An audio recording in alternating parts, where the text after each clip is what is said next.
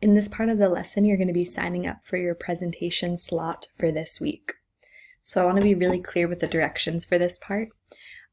Your developmental psychology presentation, the same one that we've been working on, this is going to be your final assessment for this unit.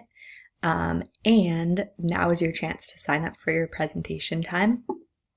If you go ahead and click on this link, should be below this video, you'll be taken to this document.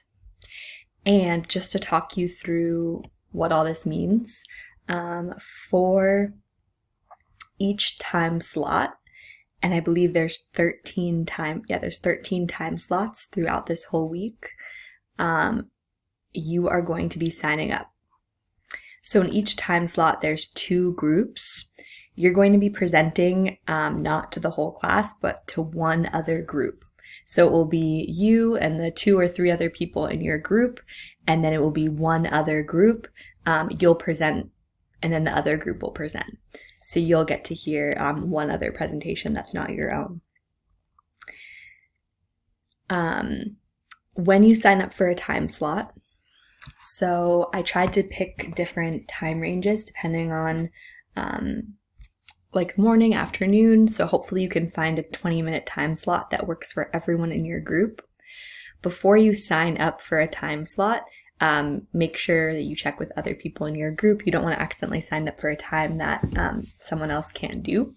So text your group, email them, however you've been communicating, and today you guys should decide on the time slot that you want to present in. You can either sign up as group 1 or group 2. It really doesn't matter. It doesn't affect the order of presenting or anything. So just either sign up here or here. So say I'm in Esme's group. Sorry, Esme, I just misspelled your name. Esme, Rodrigo, and I think Emily is their 3rd group member. So they sign up as group 1, and they're going to be presenting. That would be for 3 o'clock today on Tuesday. The other thing they want to specify as they're signing up is the age range. So I believe they're 20s to 40s. This will just help me as I'm planning for the presentation structure. And then they're also going to link their slides. So you can just type slides, and then you're going to go to your slideshow. And then let me just make sure I'm showing this. And then you can just copy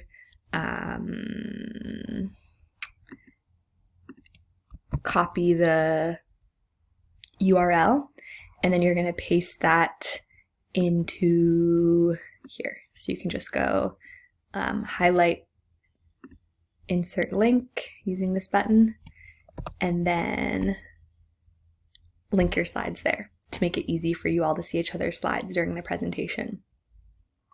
Okay. So a few other things. Make sure as you're signing up, this hopefully will work out evenly, but you do want to sign up with another group because or else you won't have anyone to present to. So if you're looking through this document later on when there's more names in here, don't be shy to sign up like in the same time slot as another group. You actually want to be with another group so you can present to them. It doesn't matter who you're presenting to. It's just going to be, it's hopefully it will go smoothly. So don't be shy, just sign up. Even if you don't necessarily know the other group, it's fine. We'll survive. So, the other thing I wanted to mention, sorry, losing my train of thought. Oh, the other thing I wanted to mention is before you, okay, so you sign up for your presentation. Let's go step by step. Then you're going to get an email from me, and the email will be inviting you to a certain time slot. So say you signed up for 3 o'clock, you're going to get an invitation to join a meeting at 3 o'clock.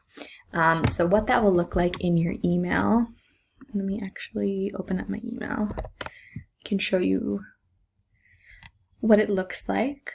You're going to be going, let's see, what invitation do I have?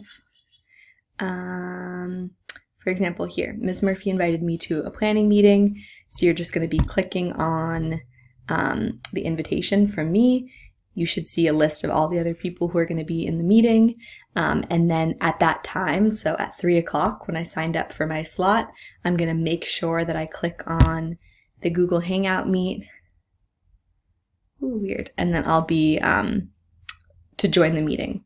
So it's super important that at the time you signed up for, you're actually like here in your meet. If you can't make it for some reason at the last minute, just make sure you let me know, just because even though we're at a distance, this is going to be your final assessment. So I want to make sure everyone gets a chance to present.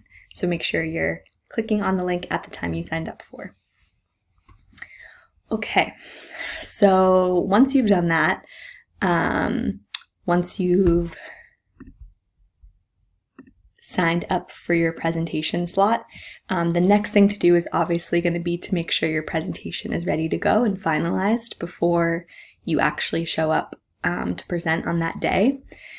One thing I highly recommend is reviewing the rubric.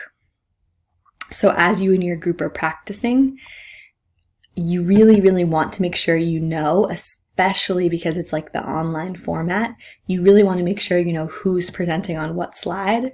So you could even like with your group type into the speaker notes like, oh, make sure Esme knows that she's going to be the one who's leading this Think, Pair, Share.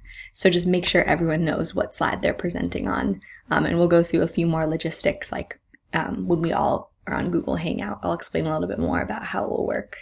But make sure you rehearse once all the way through with your group members before you actually hop on to do your final presentation. You are going to be assessed according to this rubric, so it's going to be very transparent. I'm literally just going to be sitting here grading you on this exact criteria, so it's not a secret.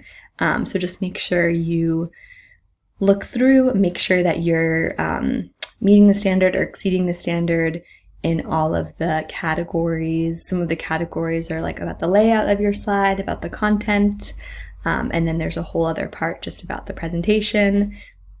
Some of these, they're all still relevant, even though you're presenting online. I'm still grading you according to this presentations rubric. Okay, so you've signed up for a slot, you've talked to your group members, you've rehearsed your presentation, and you know all the criteria of the presentation rubric, and you feel good to go on it. Reach out with any questions. This is like the first time that I'm leading online presentations protocol, and I know that for some of you, this might be your first time presenting online as well if you haven't done it for your other classes. So I'm anticipating there will be confusion and obstacles, and that's okay. Just make sure that you reach out with questions. If something doesn't make sense about these directions or this video, please reach out and tell me. I'm happy to explain it more in the next lesson or answer your individual questions. Okay. I don't want to make the directions too complicated, but just to give you a preview of what's coming up. So all this week, we're going to be having presentations. You'll have your 20-minute slot, depending on what time you sign up for.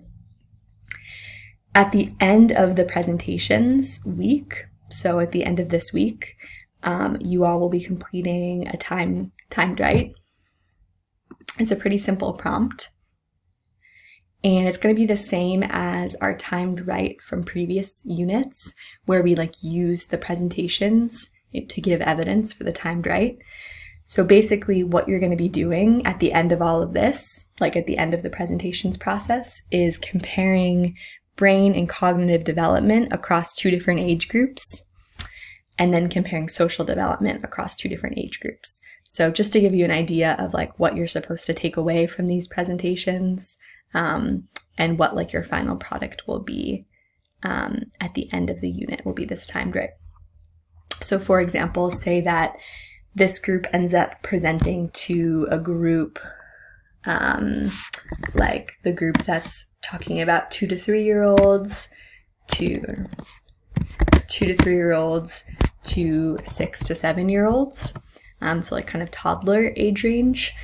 what you would be doing in your timed right is you would be comparing young adults to toddlers.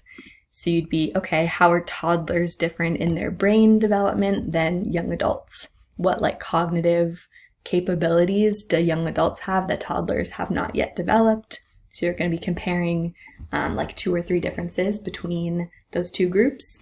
And then the second paragraph will be 2 or 3 differences socially. So how are toddlers socially in different situation than young adults?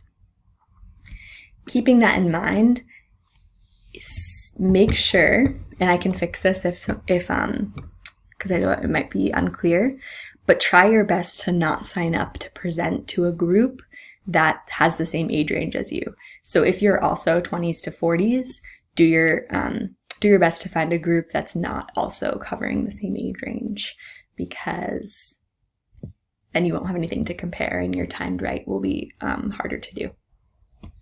Okay. Final thing is you don't have to present to someone who's in the same period as you, so you can present to any group across any of the 3 sections of psychology. It doesn't really matter because it's happening at all different times of the day. Yeah. So go ahead, sign up for your presenting slot, continue to reach out with questions, make sure you're in contact with your group, and you all are at your presentation at the time that you signed up for. And that way we're all ready to move forward with the end of the unit and our timed right. And that will be our last unit for psychology. And we'll just move on to AP prep. Okay. Thanks, guys. Have a good day.